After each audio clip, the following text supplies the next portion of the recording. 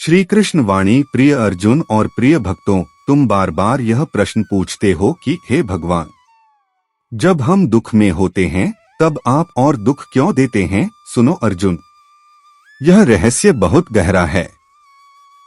भाग 1। दुख का असली कारण। 4 मिनट। मनुष्य सोचता है कि दुख भगवान देते हैं, परंतु गीता कहती है कर्मण्येवाधिकारस्ते मा फलेषु कदाचन, अर्थात हर फल हमारे ही कर्मों का परिणाम है।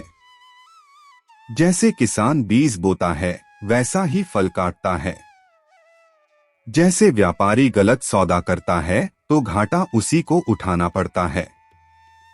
उसी प्रकार तुम्हारे पिछले कर्म ही आज के दुख का कारण बनते हैं। भगवान तो केवल दर्पण की तरह हैं, जो तुम्हें तुम्हारे कर्मों का प्रतिबिंब दिखाते हैं। भाग 2। दुख क्यों बढ़ता है। अर्जुन, जब बच्चा बीमार होता है और चिकित्सक कड़वी दवा देता है तो बच्चा रोता है, माँ क्यों मुझे यह कड़वी दवा देती हो, परंतु वही कड़वी दवा उसके जीवन को बचाती है। ठीक वैसे ही जब तुम दुख में होते हो और अधिक दुख का अनुभव करते हो तो समझो यह तुम्हारी आत्मा की शुद्धि का समय है। सोना भी जब तक आग में तपता नहीं तब तक कुंदा बना रहता है, परंतु जब वही सोना तपकर बाहर निकलता है तो वह आभूषण बनकर सबको आकर्षित करता है। इसी प्रकार दुख आत्मा को तपाकर शुद्ध करता है। भाग 3। दुख और भगवान का प्रेम। 4 मिनट। समझो अर्जुन, भगवान कभी तुम्हें दुख नहीं देते द्वेषवश, बल्कि वे तुम्हें उस मार्ग पर धकेलते हैं जहां से तुम्हारी आत्मा मुक्ति की ओर बढ़े। जब तुम सुख में होते हो तुम भगवान को भूल जाते हो, परंतु जब दुख आता है तब तुम्हारा मन ईश्वर की ओर भागता है। यही दुख का असली वरदान है। दुख तुम्हें भगवान के चरणों तक ले आता है।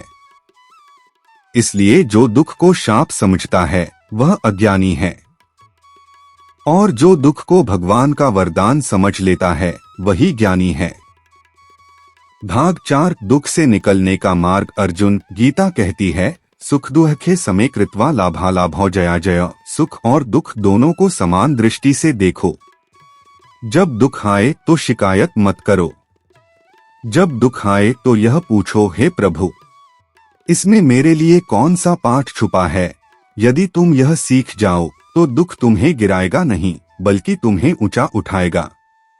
समापन। नरम और शांतिपूर्ण आवाज में। अर्जुन, याद रखो भगवान कभी शत्रु नहीं, वे सदैव पिता हैं।